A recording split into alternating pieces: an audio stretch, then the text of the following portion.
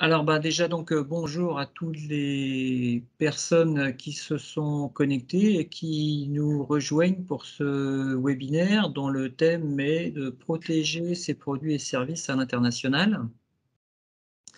Donc, ce webinaire, je me présente, je suis Jean-Paul Desroches, je suis conseiller international pour Bretagne Commerce International et ce webinaire, il a été préparé par, monsieur Mouton, et madame Charlotte Beaumartin qui vont se présenter et ensuite je reprendrai la main pour vous refaire un petit peu, pour vous remémorer ce qu'est Bretagne Commerce International, quelques minutes et puis après chacun, lancera, sa partie. Alors, hem je 2-3 consignes, je fais rentrer les gens qui se présentent. 2-3 consignes quand même.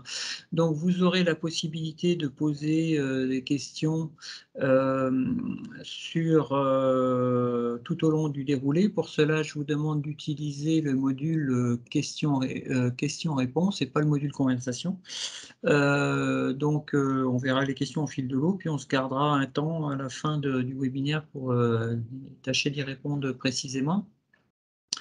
Deuxième chose, donc les micros, comme elle est accoutumée, les micros et les, caméras sont désactivés, donc c'est normal.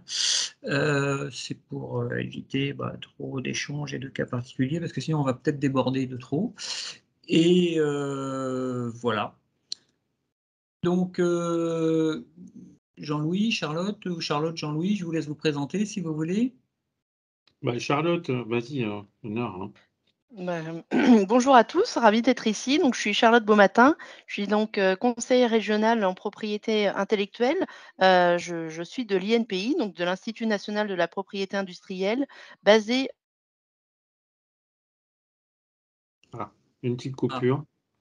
Qu'on a un réseau international. Vous m'entendez? Oh, il y a ça y une est, c'est petite revenu, coupure, oui. il y a une petite coupure, ouais. Je laisse la parole à Jean-Louis. Bah, bonjour à tous, donc Jean-Louis Mouton, donc moi je suis le délégué régional, Bretagne, donc on est, une petite entité de 6 personnes donc, implantées à Cesson-Sévigné.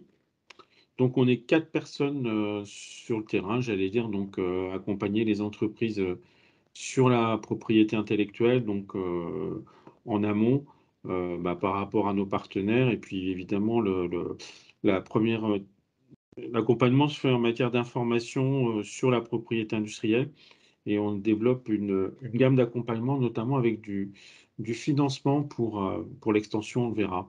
Donc on est, j'allais dire, le premier interlocuteur quand il s'agit de parler de propriété intellectuelle, bien qu'il y ait une chaîne, après on le verra, sur les conseils et les avocats.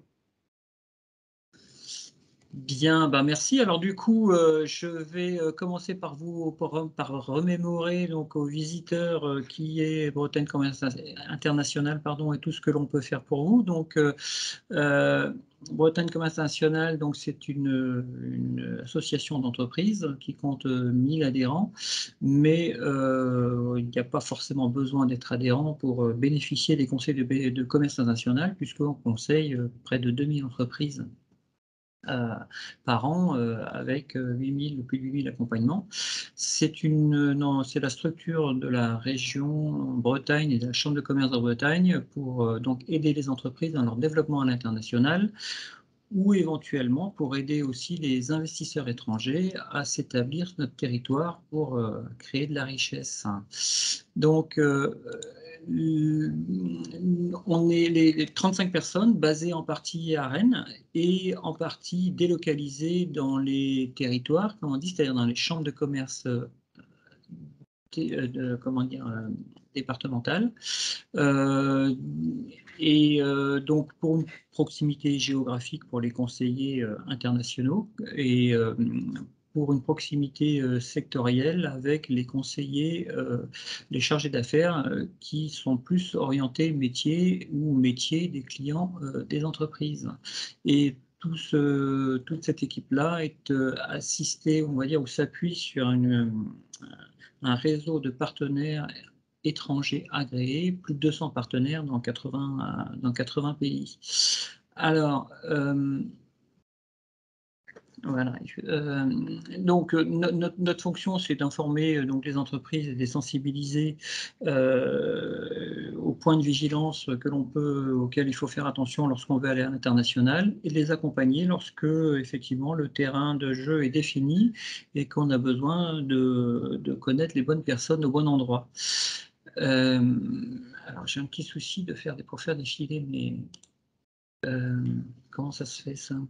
Alors donc il faut que je revienne, pardon, excusez-moi, parce que je ne sais pas pourquoi ça ne défile pas. Qu'est-ce qui se passe? Alors donc, les sujets sur lesquels on peut intervenir, il n'y a pas beaucoup de sujets sur lesquels on ne peut pas intervenir. Donc, dès que vous avez une question à l'international, n'hésitez pas à nous contacter, et donc votre interlocuteur soit répond à votre question, soit vous met en relation avec la personne la plus compétente, et on arrive toujours à trouver la bonne réponse. Parmi les services un petit peu plus pointus que l'on peut proposer, des livrables, c'est-à-dire qu'on se déplace en entreprise et on étudie avec vous certaines thématiques. Alors ça peut être par exemple un diagnostic export pour les primo-exportateurs qui ne savent pas forcément s'ils sont je ne vais pas dire apte, mais si l'entreprise est suffisamment organisée pour aller à l'international. Ça peut être des gens qui ont déjà une grosse expérience à l'international, mais qui réfléchissent à l'organisation de leur service ou à une mission particulière. Ensuite, on peut aussi étudier la pertinence d'exporter un produit vers divers marchés, avec un outil qui s'appelle priorisation produit-marché. Donc sur la base d'un certain nombre de critères qu'on détermine, il faut qu'ils soient relativement spécifiques pour qu'on puisse les mesurer. On étudie sur la base de flux, par exemple, ou de critères très spécifiques, quel pays est plus accessible, quelle région est plus accessible que l'autre pour prioriser la démarche export. Un plan d'action de financement éventuellement pour mettre un budget dans tout ça et voir si éventuellement il y a des aides qui peuvent accélérer, qui peuvent aider à la démarche et accélérer le processus. Et enfin, éventuellement un diag tacite, technique administrative du commerce international, qui est plus destiné aux ADV pour vérifier qu'effectivement toutes les procédures sont bien en place et qu'elles sont en plus conformes à notre administration qui, comme chacun sait, peut parfois être un peu tatillonne. Alors, voilà, on va y arriver. Alors, nos outils BCI Info, donc vous allez trouver sur notre site internet beaucoup d'informations concernant des marchés, des informations marchés, des règles, des fiches pays, des fiches réglementaires. Ce webinaire qui est diffusé actuellement va également, comme beaucoup d'autres, se retrouver en replay sur notre site internet.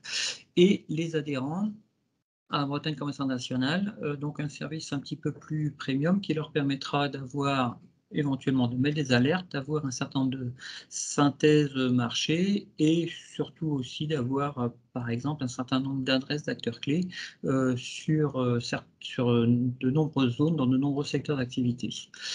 BCI Connect est un outil de mise en relation avec entre dirigeants pour qu'ils puissent entrer en contact en toute confidentialité sur des thématiques à l'international, pour se donner éventuellement des conseils ou des tuyaux. Le dernier service de Bretagne Commerce International, il faut que je fasse entrer quelqu'un, pardon. Le dernier service de Bretagne Commerce International qui est apparu là en début d'année, Suppliers from Bretagne, c'est une vitrine en ligne, une sorte de marketplace, mais ce n'est pas un site marchand, qui est destiné à mettre les entreprises, donc toujours adhérentes, en avant, avec une sélection de 5 de leurs produits, et que Bretagne Commerce International, du coup, se charge par l'intermédiaire du réseau de prestataires étrangers, de mettre en avant. L'idée, c'est de générer des contacts de l'étranger pour les entreprises qui sont effectivement d'abord triées et épurées par BCI avant d'être transmis pour éviter les demandes ou les sollicitations dont personne ne veut. Une petite CVTech dans le cas où vous souhaitez recruter un stagiaire, un alternant ou un collaborateur en CDD ou en CDI, éventuellement aussi y déposer une annonce, donc pour étoffer votre comment dire, service export. Bretagne Commerce International aide aussi les entreprises, comme je le disais, à s'implanter en Bretagne. Donc l'idée, c'est de trouver des partenaires, des fournisseurs. C'est pas de vendre, comment dire, le savoir-faire breton, c'est d'aider les entreprises internationales et étrangères à venir s'implanter sur le territoire pour créer de la richesse et pour avoir une offre supplémentaire que l'on ne trouve pas forcément déjà chez nous.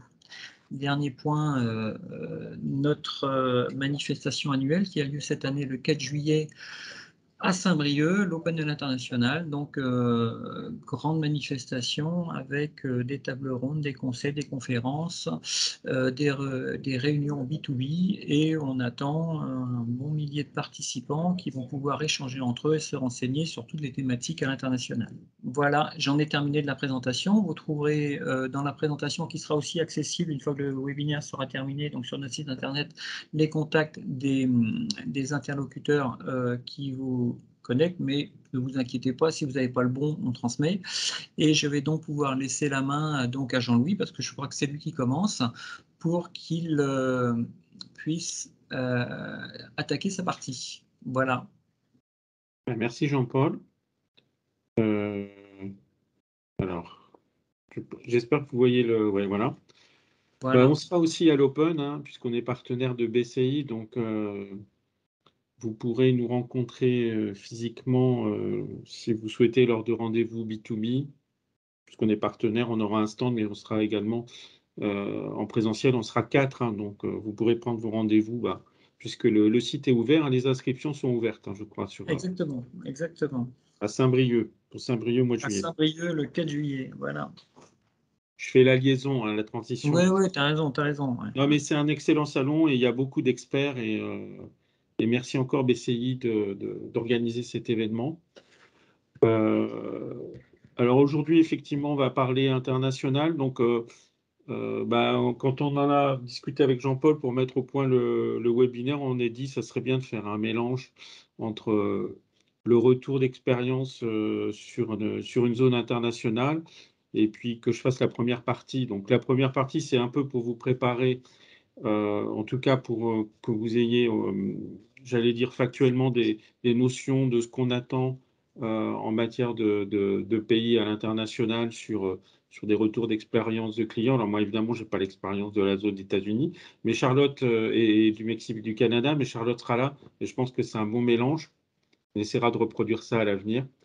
Donc, alors les thématiques, c'est assez classique, hein, c'est-à-dire je refais le bilan des outils qui sont à la disposition de manière internationale, de voir effectivement les risques par rapport à un projet, de voir comment on peut adopter une stratégie, puisque la stratégie est très, très différente d'une ETI ou d'une PME, d'une start-up, et puis même par rapport à son domaine technique. Donc, c'est déjà difficile de comparer les entreprises qui n'ont pas forcément les domaines techniques.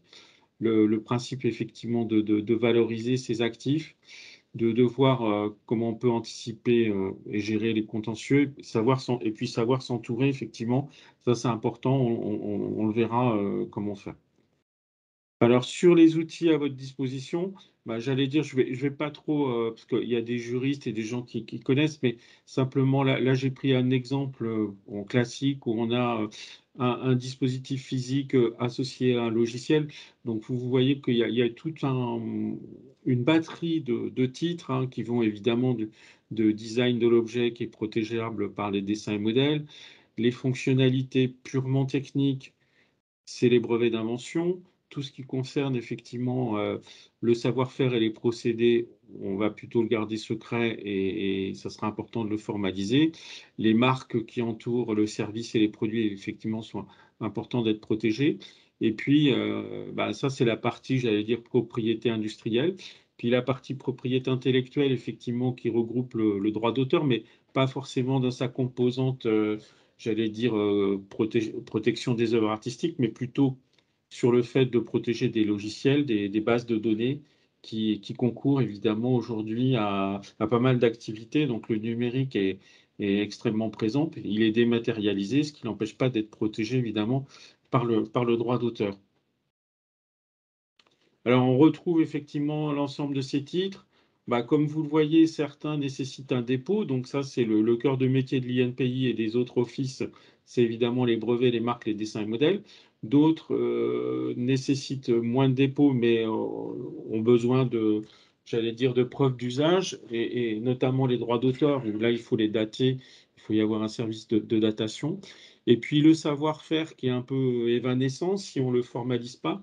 Et puis, il y a maintenant le secret des affaires également qui a été intégré dans le droit français, où les dernières décisions requièrent quand même qu'ils soient formalisés, notamment par des dépôts d'enveloppes solo ou d'autres titres avec datation. Donc, on travaille effectivement sur l'ensemble de ces, euh, de ces outils qu'on retrouve j'allais dire grandement dans tous les offices et dans tous les pays. Et il faut effectivement avoir une réflexion en amont par rapport à cette boîte à outils.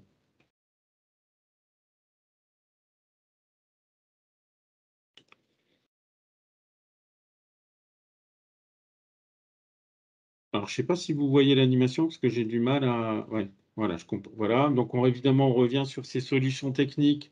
Donc, évidemment, les brevets, ça relève plutôt des sciences dures et d'une solution à un problème technique qui apporte une solution technique dans tous les domaines.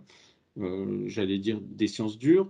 La marque, on l'a compris, c'est pas vraiment, c'est plutôt un signe d'occupation qui permet, j'allais dire, de rallier une clientèle par rapport à ses produits et services. Et donc là, il s'agit de privatiser des signes susceptibles de représentation graphique.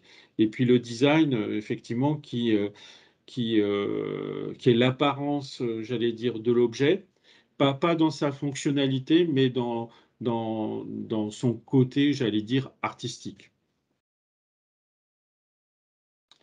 Alors, dans les nouveautés, rapidement, donc là, on a modifié en France la loi Pacte pour être, j'allais dire, plus crédible au niveau international, notamment par rapport à la validité des brevets. Donc, il y a eu pas mal de modifications là-dessus, puisqu'on a intégré l'activité inventive dans l'examen.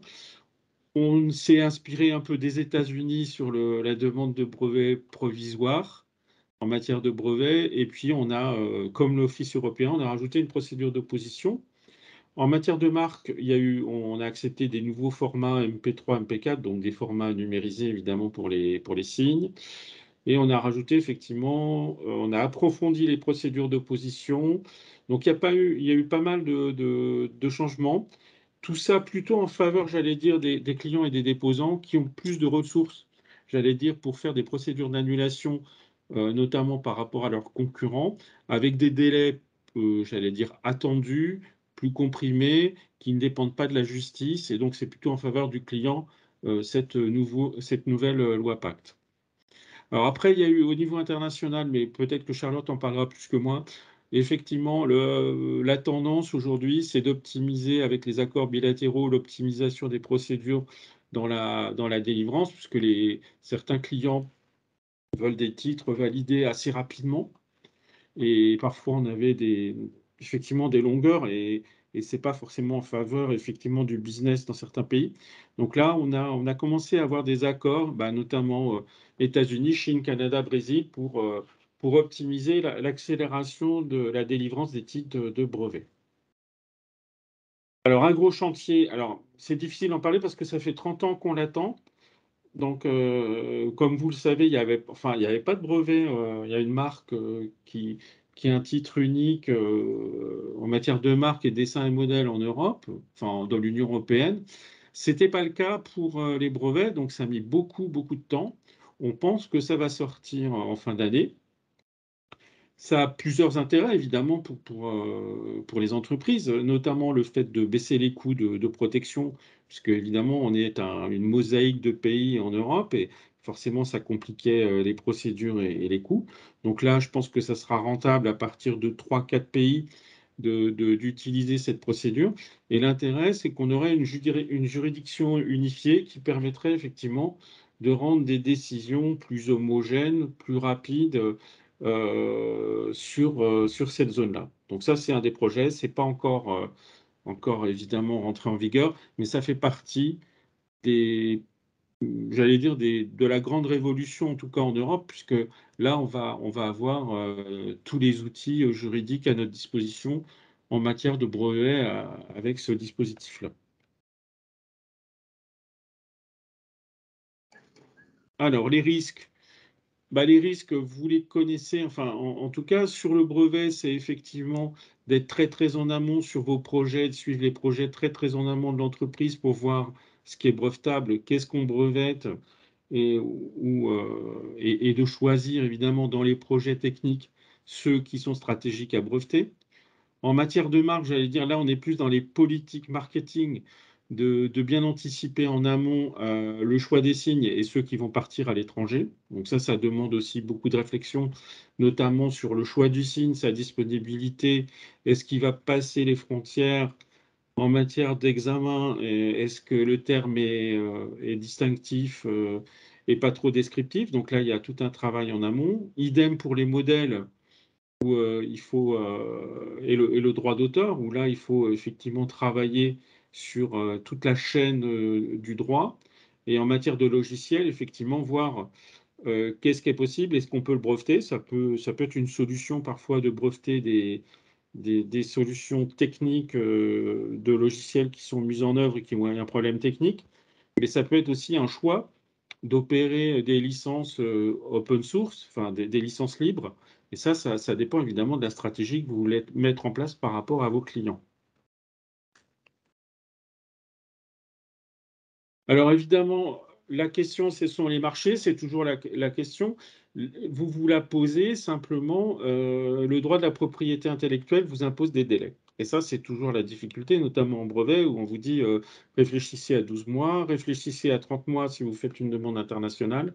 Et donc, bah, il faut optimiser. Alors évidemment, quand on a mis au point un projet innovant, bah, on n'a pas forcément la visibilité sur les clients potentiels. Ça vient plutôt bah, quand on rencontre des partenaires dans les salons.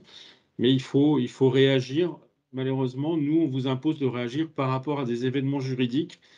Et le brevet, ben, il y a un délai qu'on peut acheter. On peut acheter du délai à 30 mois, mais il faut évidemment travailler là-dessus. Puis savoir effectivement si vous travaillez directement sur le pays concerné ou si c'est vraiment de l'exploitation indirecte par l'objet de licence. Et là, il faudra travailler effectivement vos titres de propriété industrielle. C'est toujours un dilemme forcément, et on le rencontre très fréquemment. Après, le choix du pays dépend évidemment, vous l'avez compris, de sa maturité juridique en matière de propriété intellectuelle. Et là, tous les pays ne sont pas rangés au même rang. Alors, je vous ai donné à titre informatif bah, le US Chamber International IP Index, qui permet de classifier en général ce que j'appellerais la maturité juridique en propriété intellectuelle sur l'aspect validité des titres, contrats, accords bilatéraux. Et là, vous aurez une bonne idée déjà de où effectivement c'est intéressant de déposer. Il y a forcément des pays qui sont plus ou moins intéressants avec une stabilité politique ou un système judiciaire qui n'est pas forcément à la hauteur. Et il faut en prendre conscience effectivement dès qu'on fait des dépôts.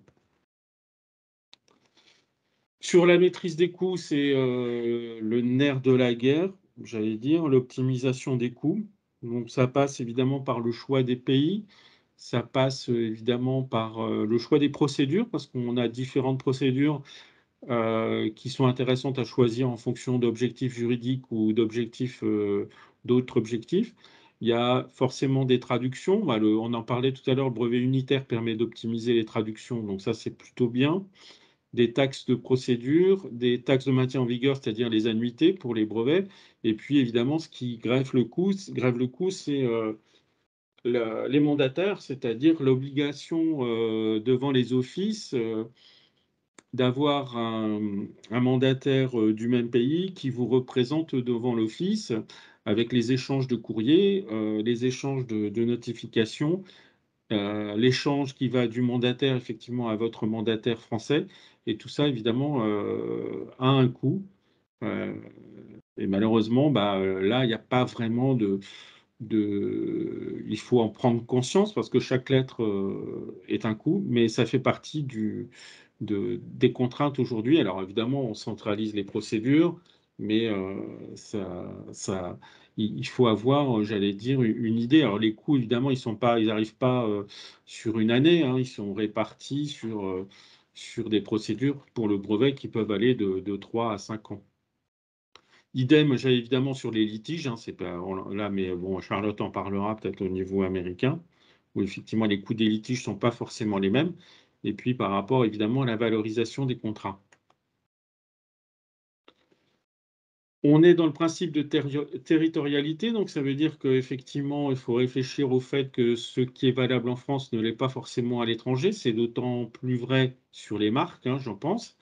Les contraintes de langue, notamment les contraintes de langue, notamment sur la transformation du choix de la marque, de savoir effectivement quel choix on fait, notamment en Chine ou dans d'autres pays, par rapport au fait de la translittération phonétique ou sémantique. Donc il faut bien travailler ces marques, notamment par rapport à ces pays-là, pour voir quels signes on va utiliser. Idem pour les brevets, au-delà du fait de protéger et d'avoir un titre valable, la question qui pèse pour les exploitants, c'est de savoir effectivement si, au-delà du fait d'avoir un titre en bonne et due forme, on est capable d'exploiter sur un territoire ce qu'on appelle l'étude de liberté d'exploitation. Je pense notamment au cas de biotechnologie ou autre, où il faut évidemment avoir le go, no go sur cette partie-là pour éviter et anticiper au maximum les contentieux en action en contrefaçon de tiers. Les outils, c'est important de les consulter, hein, je pense, en amont. Je vous enverrai. Jean-Paul m'avait dit il faut faire un document sur le portefeuille marque, mais il est prêt, Jean-Paul. On le renverra aux clients parce que c'est important qu'ils aient l'ensemble des bases, notamment en marque, pour faire la prévention. Et sur les brevets, il est important que vous ayez ces sites gratuits qui sont à votre disposition pour faire des tests et voir effectivement d'évaluer dans un premier temps les risques qui sont là. Les stratégies d'extension internationale, comme je vous l'ai dit, bien maîtriser les procédures. Alors, bien maîtriser, ça ne veut pas forcément dire être un spécialiste de la procédure, mais comprendre effectivement qu'il y a différentes procédures qui s'adaptent et qu'on peut les utiliser de manière judicieuse à titre juridique. Donc, ça dépend beaucoup de votre stratégie, effectivement. Si vous souhaitez, j'allais dire, si vous êtes plutôt au niveau des marques ou si vous êtes plutôt en matière de brevets, et est-ce que vous êtes dans une approche défensive ou une approche plus offensive? Ça ne va pas être évidemment la même stratégie en matière de dépôt. Même en stratégie défensive, on peut déjà obtenir de bons résultats. Après, dans les dépôts étrangers, on n'est peut-être pas obligé de déposer dans tous les pays et d'optimiser effectivement les pays qui nous semblent les plus réalistes. Tout est basé effectivement sur le droit de priorité. Donc, on part d'un dépôt de base en général, brevet, marque et modèle, et on va essayer de bien travailler ce dépôt de base pour s'appuyer sur lui juridiquement avec le droit de priorité qui est un droit d'immunité. Donc, si on prend les brevets, on est dans un délai de 12 mois. On pourra faire effectivement soit des dépôts directement dans les offices, soit on utilise un office régional. Alors là, c'est valable notamment pour le brevet européen ou les brevets africains d'origine francophone ou anglophone, ou utiliser ce que j'appelais tout à l'heure la demande internationale qui permet d'acheter du délai. Donc, vous voyez qu'on a sur la procédure internationale, ça c'est intéressant parce qu'on achète du délai et on a quand même un panel, enfin un ensemble de 156 pays, ce qui est quand même assez important aujourd'hui, pour profiter évidemment de cette procédure-là. Les taxes, alors là je vous donne que les taxes. Effectivement, derrière les taxes se cachent les coûts. Alors les taxes sont assez faibles, hein. C'est pas ça qui grève le budget, c'est effectivement l'assistance, la rédaction de votre cabinet conseil et surtout, comme je vous l'ai dit, le suivi des procédures, des lettres de notification et la correspondance avec le mandataire qui suit la procédure devant l'office. Idem pour les marques, hein, donc là, vous avez effectivement des marques régionales, des dépôts directs, et puis une marque qui peut être, j'allais dire, avec une procédure d'enregistrement centralisée qui facilite évidemment la tâche avec un délai de priorité de 6 mois avec l'OMPI sur la demande de marque internationale. Les coûts sont assez faibles. Là, on a je vous en parlerai tout à l'heure. On n'est pas du tout dans les mêmes budgets que les brevets. Par contre, on peut réduire la facture avec 2 phases. D'abord, parce qu'il y a des aides européennes au niveau de l'Union européenne jusqu'à 75% du coût des taxes. Et ensuite, par le fait que nous, effectivement, l'INPI, on assure une prestation qui s'appelle Passe-Pays, qui permet de prendre en charge 50% des honoraires des conseils ou des avocats. Mais là, vous voyez, on n'est pas du tout dans les mêmes rapports, évidemment, d'échelle que les brevets. Dessin et modèle, idem, donc même procédure. On peut encore baisser la facture par le biais Alors là, on a la chance, évidemment, sur les marques et les dessins et modèles, d'avoir l'Union européenne, donc d'avoir un titre unitaire qui est très peu cher et qu'on peut faire baisser. Donc là, sur les autres territoires, attention, les dessins modèles, c'est pas que des photos. Il faut quand même, il y a une technicité quand même, hein, il ne faut pas le rappeler. Ça paraît le titre le plus facile, mais il faut quand même faire attention par rapport à l'international. Sur la valorisation, il est important effectivement de comprendre ce qu'on valorise, c'est-à-dire de déterminer la valeur d'un brevet par rapport à son marché, par rapport à plein de critères, et d'estimer sa valeur. Ça donne, évidemment, ça renforce les actifs immatériels de l'entreprise par rapport aux financeurs, et c'est important d'avoir cette idée, notamment si on veut concéder des licences à des tiers sur des zones pour exporter. Idem pour la marque. La marque, effectivement, en fonction de sa dimension juridique, est-ce qu'elle est descriptive ou non, peut avoir une influence sur la valeur de cette marque qu'on peut également licencier, c'est-à-dire concéder en licence.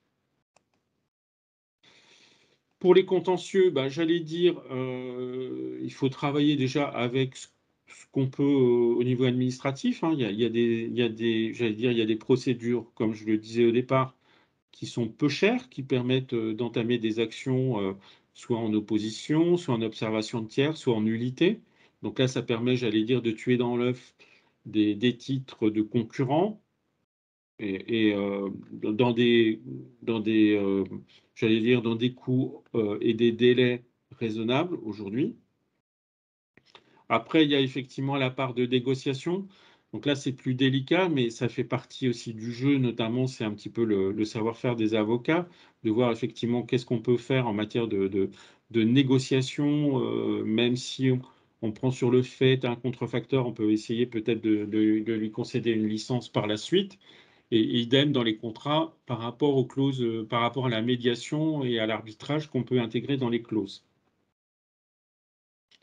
Et puis après, il y a la voie judiciaire la plus coercitive, donc là, effectivement, qui est plus délicate parce que vous confrontez, j'allais dire, euh, au fait que la justice n'est pas forcément une science exacte, et là, il y a des risques, même quand on est dans des situations favorables, d'avoir des jugements qui ne sont pas forcément positifs pour vous.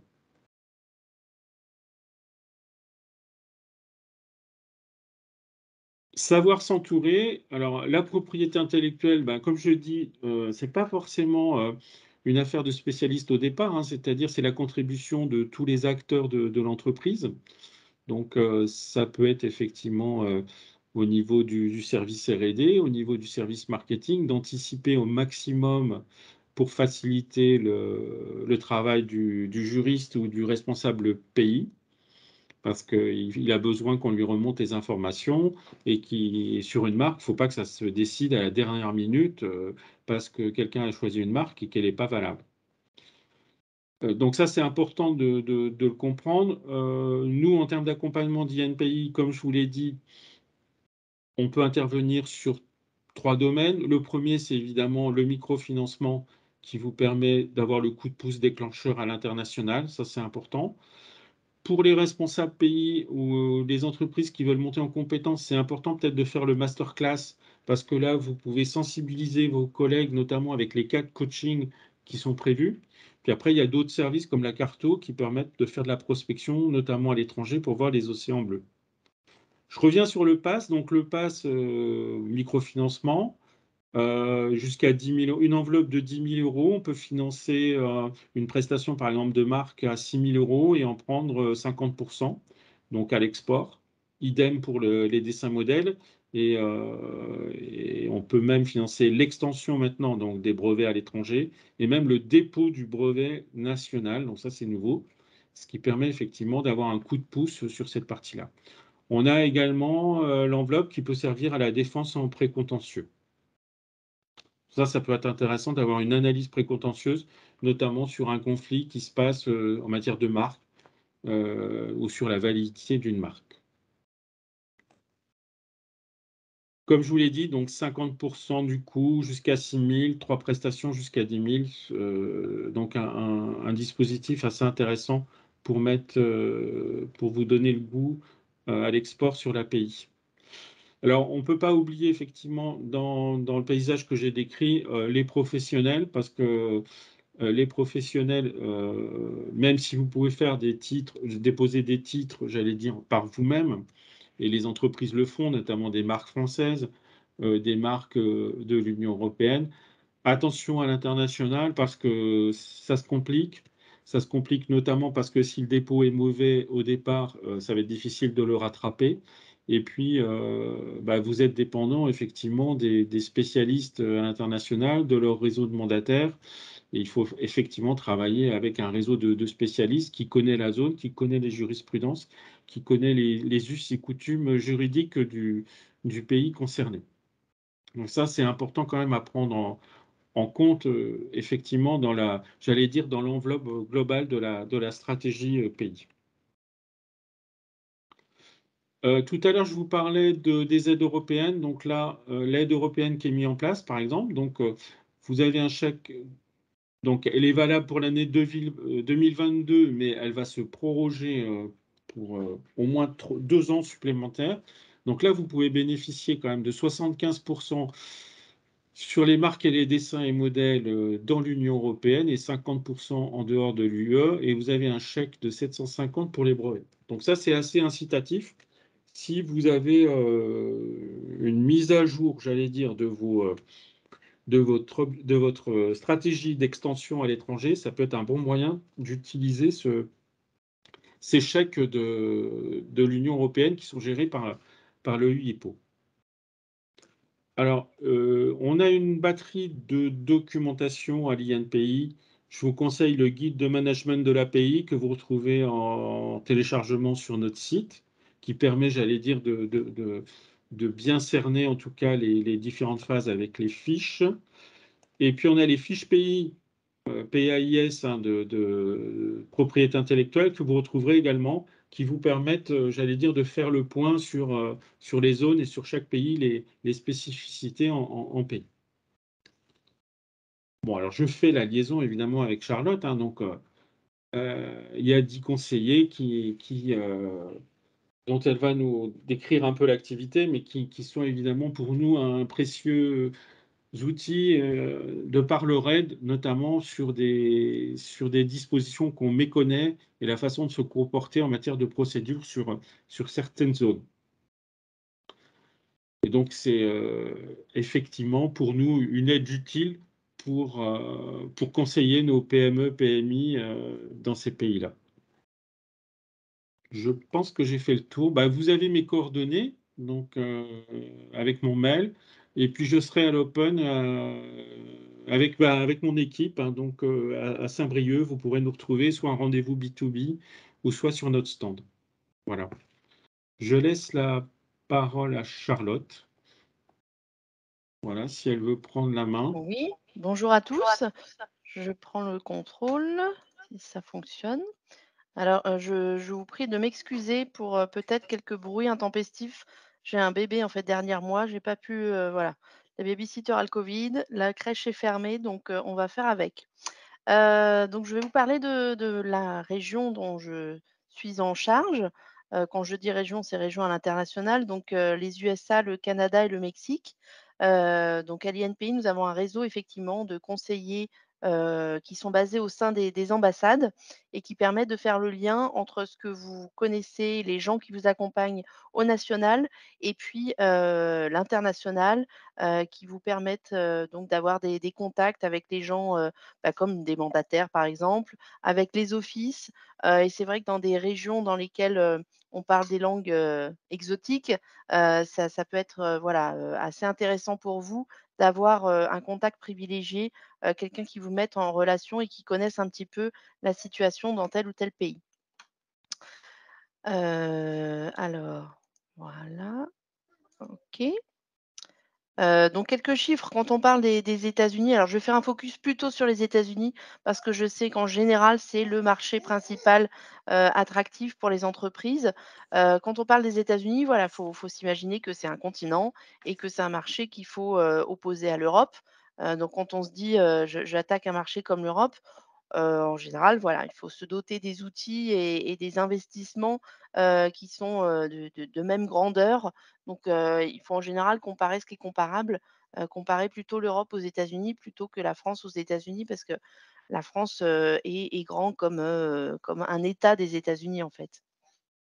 Voilà, donc au niveau des chiffres, c'est un pays qui, dépose beaucoup, dans lequel on dépose beaucoup. Donc c'est des gens qui connaissent très bien les outils de propriété industrielle, qui savent bien s'en servir, qui l'intègrent très vite, en fait, à la stratégie de leurs entreprises. Donc quand vous arrivez sur ce marché-là, il faut se dire que, voilà, la concurrence est quand même est intense et surtout, heu ils savent bien se servir d'un brevet, d'une marque, de manière défensive ou offensive.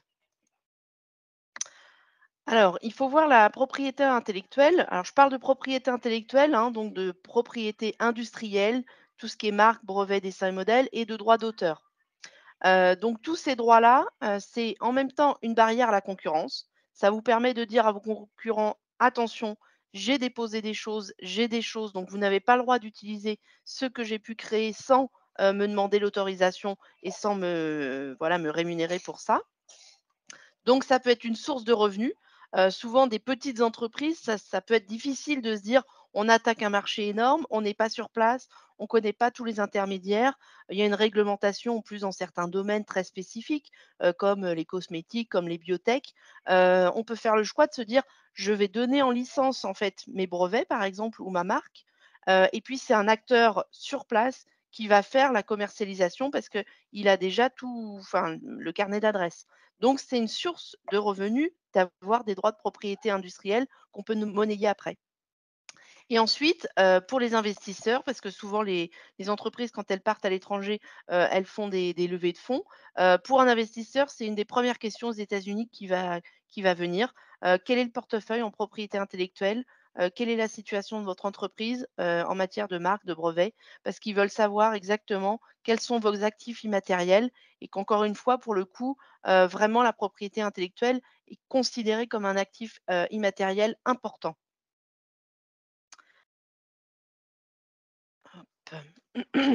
Donc une arme commerciale, c'est ce que je disais, il faut avoir, conscience, que quelqu'un qui se sert de la propriété industrielle, par rapport à quelqu'un qui va pas y faire attention, on voit une énorme différence quand on parle à l'international. Pour une start-up, elle a 2 fois et demi plus de chances de survie à 10 ans si, elle a géré sa propriété intellectuelle en amont par rapport à quelqu'un qui ne l'aura pas fait. Donc c'est pas, voilà, c'est pas juste de la poésie, c'est des faits, c'est la réalité. Plus on est, en amont, plus on est préparé et plus on se sert de la propriété intellectuelle, plus on a des chances de réussite dans la durée. Alors, bon, des petits couples qui peuvent faire un petit peu peur, mais c'est vraiment pour vous dire qu'il faut voir la propriété intellectuelle comme un investissement. Oui, c'est un coût, je l'entends, et surtout aux États-Unis. Mais, encore une fois, un avocat aux États-Unis va vous prendre à peu près 400 de l'heure pour une consultation juridique par téléphone. Mais il faut savoir qu'aux États-Unis, si on va devant le juge et si on se retrouve dans un procès en contrefaçon, la moyenne, c'est 1,250 millions de dollars. Donc autant vous dire que ça fait couler une entreprise. Donc personne n'a intérêt à faire ça. Donc plus on est préparé en amont, plus on évite tout problème et plus on va être à l'aise et plus on va finalement gagner de l'argent et du temps. Alors stratégie, au niveau du dépôt, Jean-Louis en a déjà parlé, donc je vais être, assez brève, mais c'est vrai qu'il faut se poser les bonnes questions et de se dire, il y a des voies internationales qui existent pour les dépôts, ça s'appelle le brevet PCT, la marque internationale, le dessin et modèle international, mais, par exemple Là, il y a une Aïe, petite coupure. ah ouais, pardon, ça revient. Il y a une petite coupure, hein, Charlotte. Ouais. ah pardon, alors je recommence, Ouais, Ouais, je voie ouais. internationale, ouais, je pense qu'il va voilà. falloir reprendre du début, ouais, oui. OK, juste pour vous rappeler, mais Jean-Louis en a déjà parlé, que, la stratégie, quand on va à l'international, c'est de se reposer les bonnes questions. Donc il existe, des procédures internationales qui nous permettent de gagner du temps, enfin d'acheter du temps comme on dit, parce que voilà, les délais nous permettent d'avoir plus de temps pour choisir, les pays dans lesquels on va être protégé. Mais par exemple, si on veut être protégé que dans un seul pays, si notre ambition c'est de simplement les enfin simplement, entre guillemets, hein, simplement les États-Unis. Ça sert à rien de passer par la voie internationale qui coûte plus cher. Autant aller directement devant l'Office américain des brevets et des marques et faire un dépôt direct. Mais ça dépend vraiment de chaque entreprise et de la stratégie, de l'entreprise de se dire, à 1 an, 2 ans, 5 ans, 10 ans, quel va être mon plan commercial? Est-ce que je vise un seul pays pour toujours? Est-ce que j'en vise plusieurs pays? Voilà, ça dépend vraiment de chacun, mais sachez qu'il y a des outils, qui sont, voilà, adaptés à chaque situation. Donc je vais faire un petit focus sur, chaque droit, mais en allant assez vite. N'hésitez pas à revenir vers moi si vous avez des questions spécifiques, parce que j'imagine que selon le secteur dans lequel, vous opérez, vous n'avez pas les mêmes questions. Donc en ce qui concerne, le brevet, on va retrouver donc les choses que vous connaissez en France, voilà qui sont, bah, les critères sont à peu près les mêmes, mais je vais y revenir après, on a quelques petites différences. Dans beaucoup de secteurs en ce moment, on se pose beaucoup de questions de se dire: «Est-ce que le brevet est finalement l'outil opportun pour protéger mon innovation?» Parce que souvent l'innovation va tellement vite, que le brevet est pas toujours adapté. Je l'entends, encore une fois l'INPI on n'est pas payé au nombre de brevets, hein.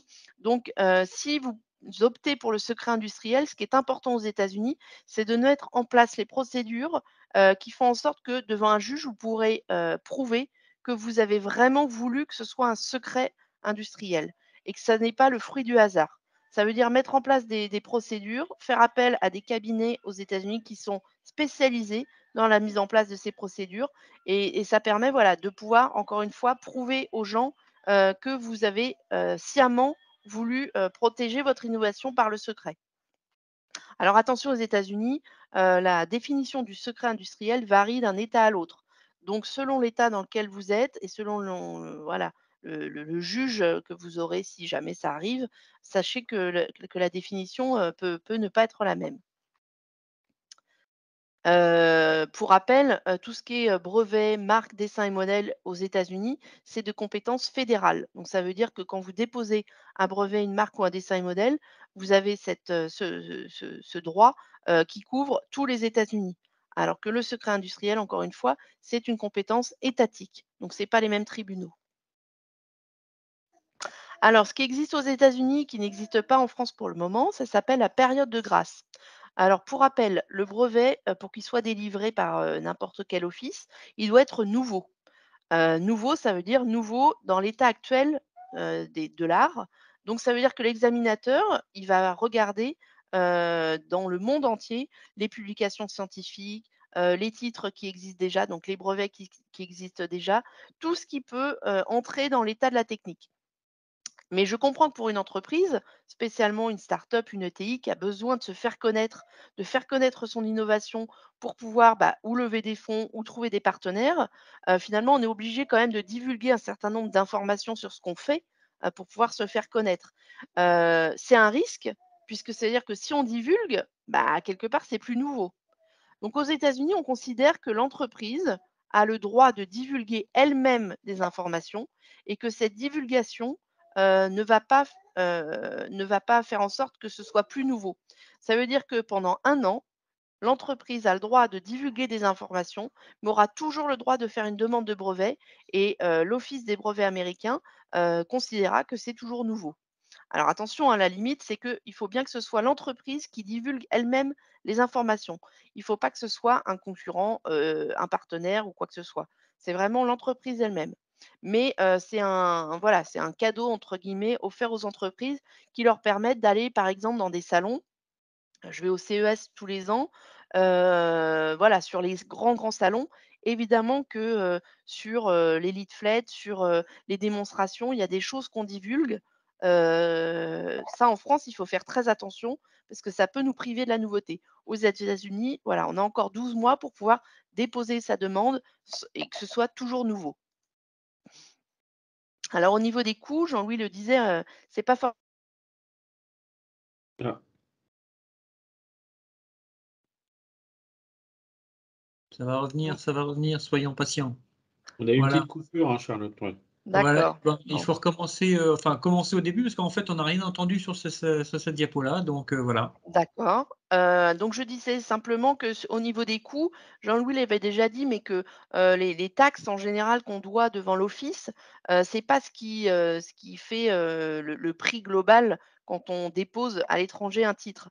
Ce qui grève le budget souvent, c'est les honoraires des mandataires et des avocats. Donc pour rappel, mais encore une fois attention parce que ça dépend beaucoup de la technique et du secteur dans lequel vous opérez. Quand on dit que en gros, c'est à peu près 20 000 € pour déposer un brevet, ça peut être moins, mais ça peut être beaucoup plus, selon le secteur. Donc ça, c'est que des chiffres, ce sont des moyennes. Donc attention, hein. Voilà, ce qu'il faut, avoir à l'esprit quand on vient aux États-Unis, c'est être sûr qu'on n'est pas soi-même contrefacteur. Parce que c'est pas parce qu'on a un brevet en France que, aux États-Unis, d'abord, on n'est pas encore protégé si on n'a pas fait de demande de brevet et que on peut ne pas pouvoir avoir de brevet parce qu'aux États-Unis, il y a aussi d'autres acteurs qui ont déposé des brevets. Donc on peut être, concurrent, de ces entreprises et du coup, ce qui est important, c'est d'avoir le Freedom to Operate Opinion, donc d'avoir, par un mandataire américain, le «go» entre guillemets, le feu vert qui dit: «Oui, j'ai regardé ce qui se fait en fait aux États-Unis. Quels sont vos concurrents? Quels sont les brevets qui existent déjà?» et soit oui, vous pouvez faire une demande de brevet, soit, bah, attention parce que là, si vous opérez sur le marché américain, il faudra demander une licence à votre concurrent parce que le concurrent a déjà déposé un brevet. Donc ça, c'est des questions qu'il faut bien avoir à l'esprit pour pas se retrouver dans des situations, périlleuses. Un petit focus sur, les logiciels, simplement pour rappeler que le principe de base normalement en France, c'est qu'en tant que tel, un logiciel n'est pas brevetable. Donc souvent, le logiciel en France est protégé par le droit d'auteur. Aux États-Unis, le logiciel est brevetable en tant que tel.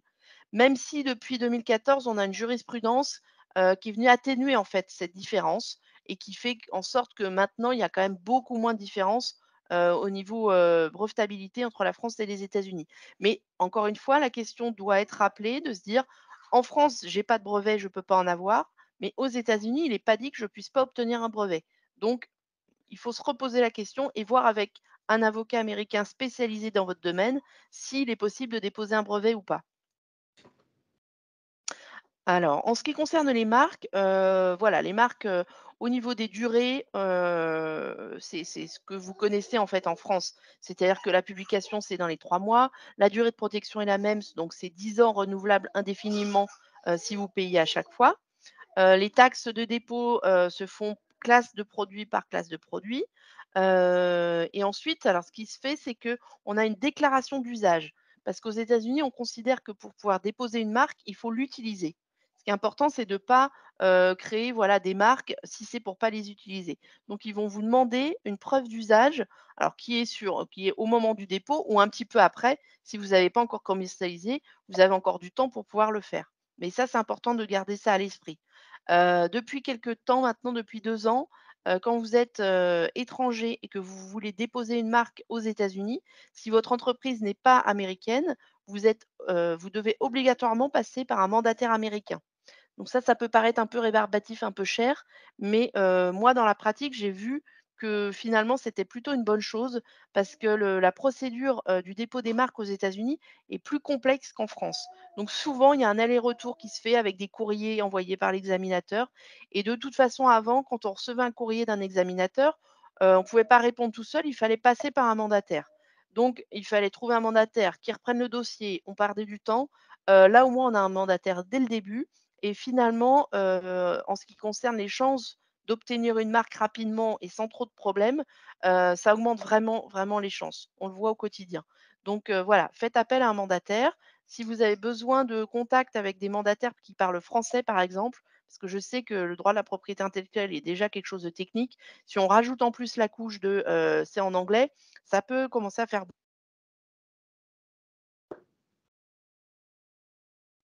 voilà, on a ça à disposition. Les petits sigles, je rappelle juste parce que c'est souvent en fait qu'on les voit, des petits sigles qu'on met après la marque, alors soit TM, soit SM, soit le petit R. Attention, ces sigles-là, ils symbolisent des choses et on n'a pas le droit de les utiliser si on n'a pas rempli les critères. Le petit TM, on a le droit de la poser après votre marque si votre marque n'est pas enregistrée, mais qu'elle est utilisée.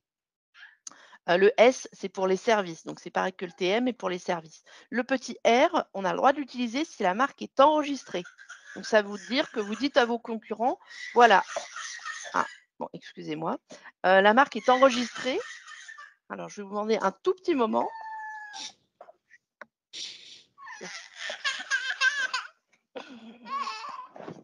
Voilà, voilà, voilà. Je suis désolée. Hop. Donc, alors, je passe au droit d'auteur. Aux États-Unis, le droit d'auteur, ça s'appelle copyright. La différence, c'est qu'en France, le droit d'auteur, il n'y a pas besoin d'enregistrer en fait quelque chose, il n'y a pas besoin de dépôt pour être protégé par le droit d'auteur. Si vous faites, vous réalisez, vous créez votre logiciel, comme vous créez un tableau, comme vous créez un livre, votre logiciel va être protégé juste à la création parce qu'il est créé. Aux États-Unis, si vous voulez vraiment être protégé de manière, complète, il va falloir faire un dépôt devant l'Office du copyright. C'est quelque chose qui se fait en ligne, c'est quelque chose qui est pas cher, mais voilà, il faut bien le garder à l'esprit. Si ensuite vous allez devant le juge, ça vous permet d'avoir, des dommages et intérêts, enfin, d'avoir un certain nombre «d'avantages» entre guillemets, que vous n'aurez pas si vous n'avez pas fait le dépôt. Donc attention, ça c'est une, des différences, notables par rapport à la France. Donc la même chose, quand vous avez enregistré votre travail auprès du Copyright Office, vous avez le droit d'apposer le petit C avec l'année, donc c'est l'année de création de votre, et l'année de dépôt en fait de votre œuvre et ça permet de dire aux concurrents: «Vous pouvez pas dire que vous saviez pas que c'était protégé et je vous l'avais indiqué». Donc si jamais vous êtes contrefacteur, en plus vous êtes de mauvaise foi. Au niveau de la durée de protection, on est pareil qu'en France en fait, 70 ans post-mortem. Donc pour finir, je dirais que quand on vit aux États-Unis, les meilleures chances, de réussir, c'est excusez-moi. Bon, pour garder voilà toutes les chances, c'est vraiment de préparer sa venue, et en termes de propriété intellectuelle, c'est pas d'attendre de faire sa visite de prospection pour commencer à se poser les questions. Les questions, on peut se les poser vraiment en amont, donc n'hésitez Coupure. Ouais, ça va revenir. On va être optimiste. Ah, ça perdure.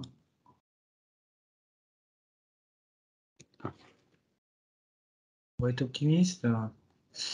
Bon, on va être optimiste. On va, comment dire, on va attendre un petit peu. Je pense que ça va revenir un Oui. petit moment ou un autre. Je sais pas, il y a Alors, peut-être Des questions peut-être qui Alors, moi, sont... je vois pas de questions dans le fil. Alors, c'est peut-être l'occasion d'en poser quelques-unes s'il y a quelque chose, s'il y a des sujets qui demandent un bis repetita ou des éclaircissements complémentaires. J'en profite parce que moi, j'en ai deux ou trois, hein, puisque je les vois pas arriver, ben, je vais la poser moi-même. J'aimerais bien, si tu peux éventuellement revenir sur cette notion de acheter du délai. Concrètement, qu'est-ce que ça veut dire? Ah oui, alors, acheter du délai, en fait, ce qu'on veut dire par là, c'est que bah, quand tu déposes ta demande de brevet français, tu as 12 mois pour étendre à l'étranger. Donc, tu déposes la demande internationale. Et la demande internationale, à toutes fins utiles, on va désigner plus de 150 pays. Et ce qui est potentiellement intéressant, c'est qu'on aura jusqu'à 30 mois à partir de la date de la demande française pour se décider dans la désignation des pays. Donc ça permet quand même de faire du 12 plus 18. Ce qui est intéressant, c'est pendant 30 mois, on a une demande de brevet potentiellement qui serait en vigueur dans l'ensemble des pays désignés de l'OMPI, mais on choisira après. Donc c'est assez dissuasif parce que quand on regarde la demande de brevet internationale, finalement, l'entreprise a désigné tous les pays, mais on ne s'est pas encore décidé et elle est publiée à 18 mois. C'est qu'après, finalement, qu'on rentre dans la phase de décision du choix des pays et du choix, j'allais dire, de validation avec les coûts. Donc c'est pour ça qu'on parle d'acheter du délai à 30 mois, quoi. Donc c'est D'accord. assez intéressant, notamment pour des entreprises qui ont du mal à cerner leur marché ou des startups qui n'ont pas vu encore où allait émerger évidemment leurs clients, quoi.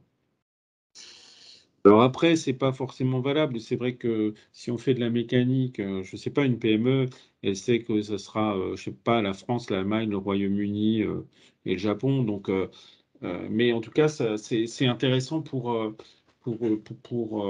de travailler cette procédure qui est un petit peu plus chère, évidemment, au départ, mais qui est quand même intéressante parce qu'il y a quand même un aspect dissuasif et puis les coûts n'arrivent pas tout de suite, quoi. D'accord. On a perdu peut-être Charlotte, je sais pas, là. Ouais, j'ai l'impression qu'on a perdu Charlotte. Alors, j'ai vu une main levée pour, par contre, je ne vois pas la question. Alors, je ne vois pas la question. Alors, question-réponse, voilà. Quelle valeur juridique pour l'enveloppe solo à l'international? Y a-t-il une équivalence à cette enveloppe solo pour l'international? Bah, bonne question. C'est vrai que attention à l'enveloppe solo, elle n'est pas forcément reconnue à l'international. Donc, c'est important d'en faire. Après, vous avez des Alors, cahiers de pardon, laboratoire électroniques. pardon, juste quand même pour qu'on Rappelez se peut-être ce que c'est comprenne. que l'enveloppe solo. Voilà, Ouais. c'est juste Ouais. pour Alors, protéger l'enveloppe un solo, dessin ou un modèle. Enfin, effectivement, c'est pas un titre de propriété intellectuelle, c'est un outil de datation. voilà. Donc, quand on dit outil de datation, on va l'appliquer évidemment à la protection du savoir-faire, à la protection du droit d'auteur, notamment, puisque dans le droit des brevets, il y a le droit de possession personnelle antérieure qui permet à une entreprise, effectivement, qui a mis au point une invention ou un procédé, de le dater par cette enveloppe solo. Et effectivement, si un tiers ultérieurement dépose une demande de brevet, la première entreprise peut revendiquer cette enveloppe solo et dire attention, moi j'avais un droit de possession personnelle antérieure, je peux exploiter même si l'entreprise suivante a déposé une demande de brevet. Donc ça a quand même un certain avantage. Pour le droit d'auteur, ben, par exemple, il y a eu un procès l'autre fois, c'était une société qui faisait de la dentelle. Euh, elle est contrefaite par une autre société qui a fait produire cette dentelle par un autre concurrent. Elle avait une enveloppe solo, elle a pu comme ça, devant le juge, présenter un document comme quoi elle avait créé cette dentelle à une date T. Donc c'est important Charlotte, on te retrouve peut-être? Ah, Ouais, t'as ouais, ton je micro suis en train fermé. d'appuyer sur les Ouais. Je boutons là, suis ça va être oui, bon. Bon, ça Voilà. va? je suis vraiment désolée, blackout sur l'ordinateur, écran noir, je ne sais pas. C'est un coup des D'accord. On a Russes à meublé, tous les coups, mais on a meublé, on était, ouf! Mais j'étais à la fin de la présentation, donc Ouais. voilà, juste, donc voilà, rappeler qu'encore une fois, plus on prépare en amont et plus on a des chances de réussite. Donc on est vraiment là, pour vous aider. Moi, j'ai voilà, mon mail et mon téléphone sont disponibles. Si vous avez des questions plus spécifiques, on est là pour y répondre. J'imagine que ça fait beaucoup d'informations, voilà, emmagasinées là d'un coup. Ouais. Donc n'hésitez pas à revenir après, vers nous, un peu Ouais. plus tard quand, les questions se poseront, pour vous de manière plus pragmatique. Et donc je laisse la place à Jean-Louis. Oui, alors Alors, on juste, était dans oui, l'enveloppe parce qu'on était, solo. voilà, on était sur Je l'enveloppe vais solo, qu'on t'expliquer un finisse peu quand la, même, voilà, qu'on finisse dans l'explication, oui. l'enveloppe solo. Et puis mais peut-être que tu pourras nous éclairer, Charlotte, c'est la question de l'enveloppe solo. Mais bon, alors, enveloppe solo papier ou électronique, est-ce qu'elle est reconnue effectivement à l'étranger? Et c'est toujours la problématique, quoi, de ces moyens de datation où c'est fiable en France, ou les cahiers de labo, et est-ce qu'on peut utiliser un cahier de labo électronique? Et est-ce qu'il y a des normes qui soient reconnues? Voilà, c'est à l'étranger, c'est un peu la question. Sur l'enveloppe solo, effectivement, c'est compliqué parce qu'aux États-Unis, pour avoir posé la question, en gros, la seule possibilité pour que l'enveloppe solo soit reconnue devant le juge, ce serait de faire, témoigner des gens de l'INPI qui ont, reçu l'enveloppe solo. Enfin bon, écrire, il faut qu'il y ait l'apostille, enfin. Honnêtement, Mm. c'est peu probable que comme moyen de preuve, ce soit accepté par un juge américain. Donc oui, il faut se reposer la question. Soit on va devant un avocat américain, qui accepte, de nous enfin de garder l'information. Mais c'est vrai que non, l'enveloppe solo, sortie de la France, c'est compliqué. C'est très Ouais. compliqué. Alors c'est sûr que ça vaut pas cher, mais c'est vrai que devant le juge américain, en tout cas, heu, c'est peu probable. Il faut se tourner Mm. vers un autre moyen de preuve. Les cahiers de laboratoire, je dirais que oui, sur le fond. Après il faut bah, plus on est bien conseillé, alors je sais bien que ce sera un coût, mais en fait, faudrait faire appel à un avocat américain qui soit spécialiste pour dire: Mm. «Est-ce que oui ou non le cas labo dont vous servez maintenant, est-ce qu'il est aux normes américaines? Donc est-ce que c'est valable devant un juge américain?» Mm. Ça vaudrait le coup de poser la question. Ouais.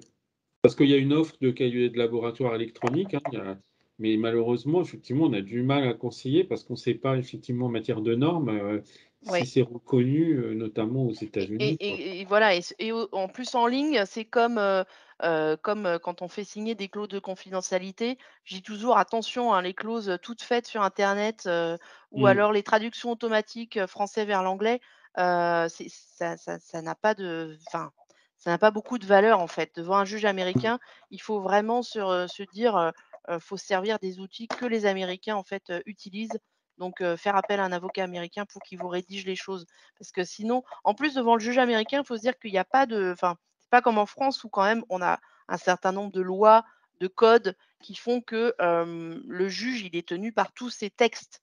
Aux États-Unis, il y a pas de texte écrit. Aux États-Unis, ça s'appelle la common law.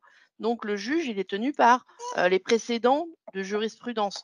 Mais en fait, il va essayer de enfin, il faut essayer que le juge ait le moins d'interprétations possible. Donc que tout soit dans le contrat. Il faut que tout soit écrit dans un contrat. Aux États-Unis, c'est vraiment le meilleur moyen d'être protégé et de ne pas avoir de mauvaises surprises après. Donc et voilà, l'enveloppe solo, par exemple, il faut se poser la question avant et que ce soit réglé avant. De ne pas attendre à avoir un petit conflit pour se poser la question. Alors, autre petite question, alors j'en ai pas de nouvelles dans le film, mais moi j'en ai une qui m'est apparue tout à l'heure. Donc, qu'est-ce qu'on peut faire, alors je t'ai entendu Jean-Louis dire tout à l'heure qu'on pouvait faire, son dépôt de marque, voire, soi-même.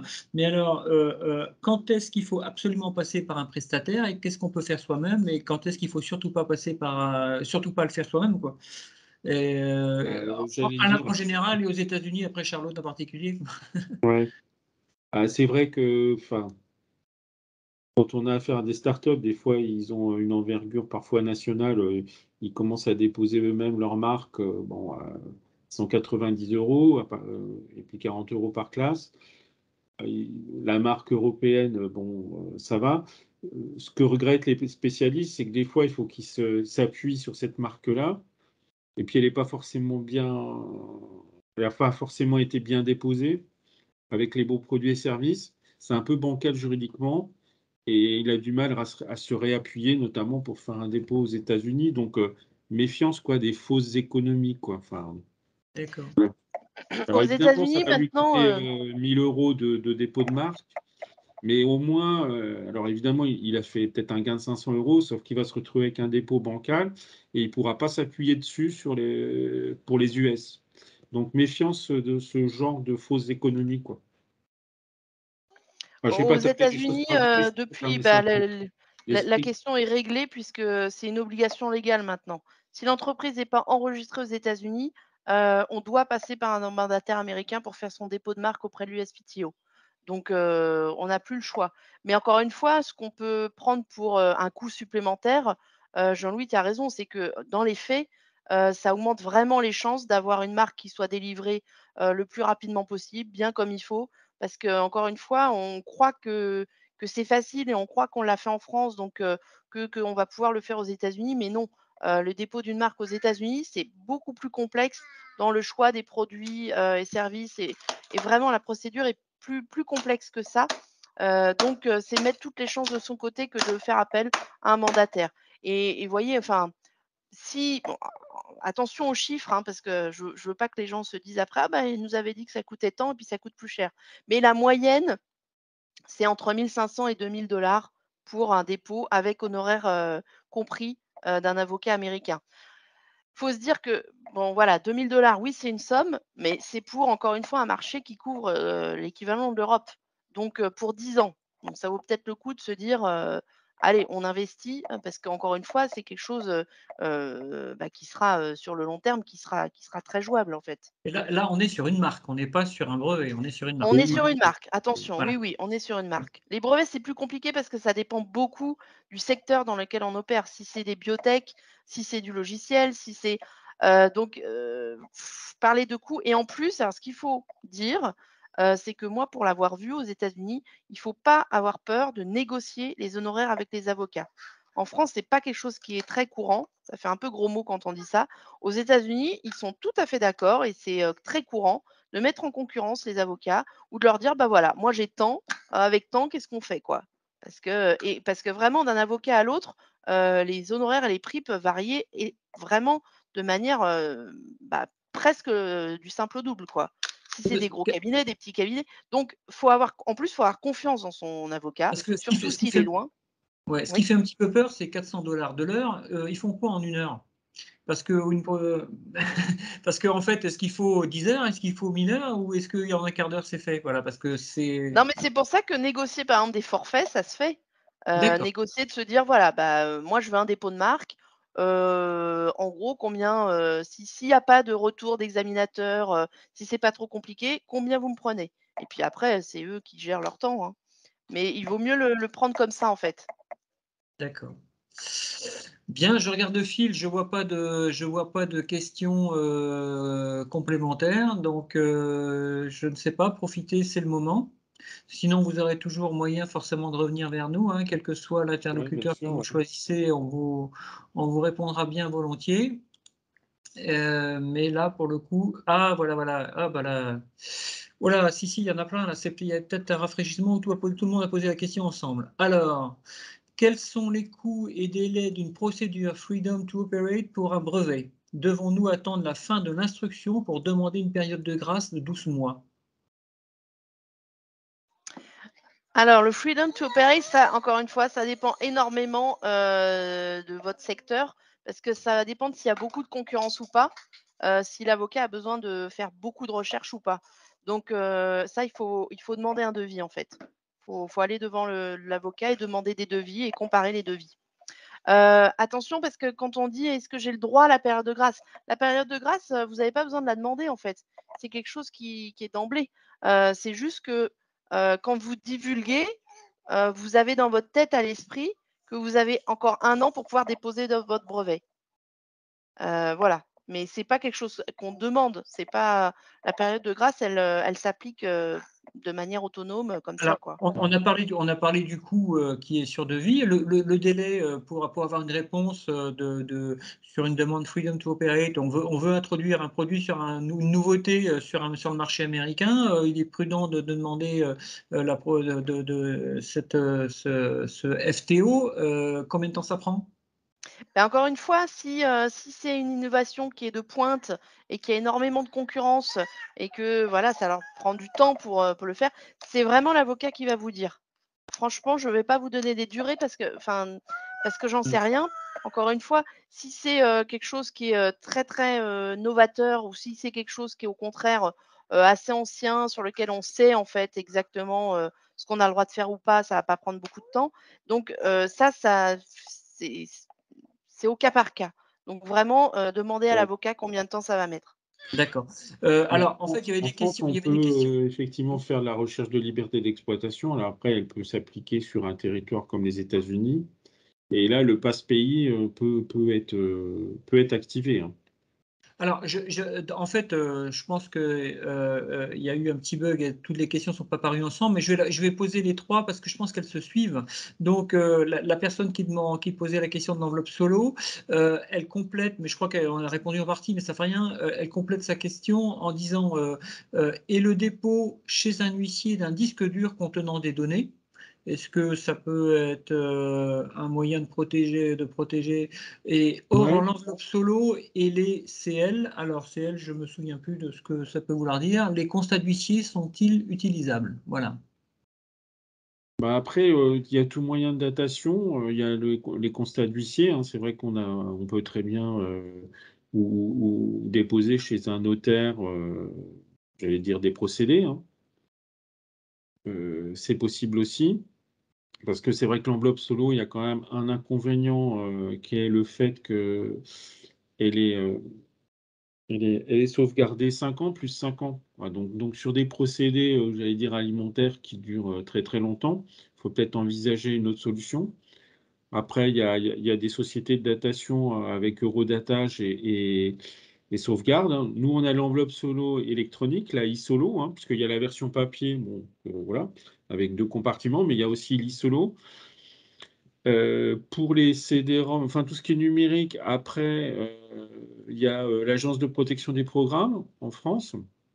Alors l'Agence de protection des programmes, ce qui est intéressant, c'est qu'on peut mettre, une clause d'entièrcement pour le numérique, c'est-à-dire, quand on fait un contrat de licence de logiciel, heu, pour les tiers, ils peuvent accéder au code source. Donc il y a ce service qui est proposé par l'Agence de protection des programmes.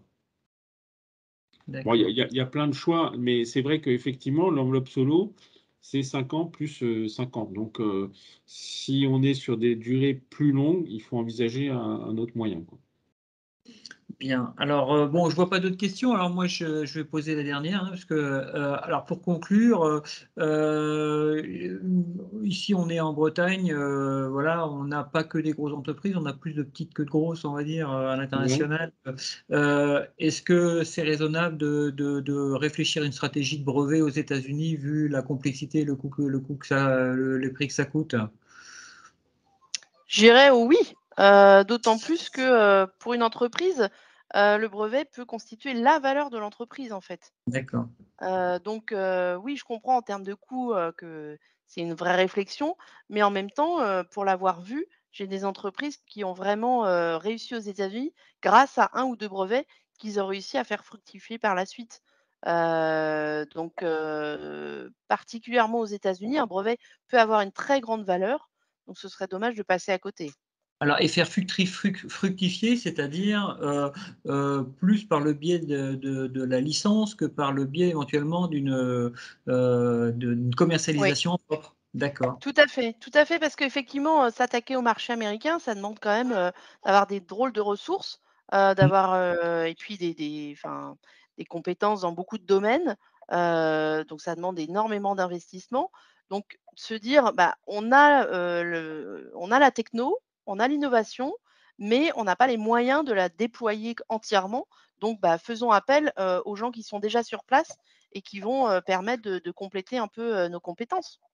D'accord. Donc, plutôt que de trouver un commercial, vaut éventuellement mieux céder, comment dire, Une euh, licence, ouais. son savoir-faire ou monnayer son savoir-faire, pas le céder, mais le monnayer, quoi. Mm. D'accord. Bien. Eh ben, écoutez, s'il n'y a pas d'autres questions, je vais encore attendre éventuellement un petit peu, voir s'il y a des questions qui surgissent à la lumière de tout ce qu'on vient de se dire là. Sinon, je vois que Ah, il y a Charlotte qui est. ouais, est encore en pause. Ouais. Donc, c'est les aléas du direct, mais maintenant, on se plaint de rien. Il y a quelques temps, on aurait été content de pouvoir se voir en vidéo. Ouais. Voilà, il y a quelques années, je veux dire. Donc, voilà, dans l'ensemble, ça fonctionne quand même bien. Donc, s'il n'y a pas de questions, écoutez, merci d'avoir suivi ce webinaire. J'espère qu'on a répondu à l'essentiel de vos questions. Et je vais voir si... Bah, on reste dispo, effectivement. Il y a mon mail, voilà. il y a le mail de Charlotte, hein, sur les questions. Voilà, comme je disais tout à l'heure, donc ce webinaire est enregistré, donc vous allez pouvoir le revoir ou reprendre les éléments sur notre site internet. Alors ça va prendre quelques jours, hein, le temps qu'on recoupe et qu'on recolle tout ça. Et donc vous trouverez donc les coordonnées donc de Jean-Louis et de Charlotte sur le PowerPoint. Et s'il y a une urgence, vous avez les coordonnées donc de BCI. Et donc je me ferai un plaisir de transmettre les questions aux spécialistes. Voilà. Donc voilà, de mon côté, j'en ai terminé. Je laisse d'abord le public se manifester pour voir si il y a des questions complémentaires. Et sinon, Jean-Louis, merci. Charlotte, Merci pour sera. l'organisation. Bon, Charlotte, bon. Ouais. Et rendez-vous, je sais pas, hein, au moins on se verra à l'Open, je pense. Voilà, et avec plaisir ou avant si bien. Écoutez, merci à tous et puis à bientôt alors. Bonne journée à tous.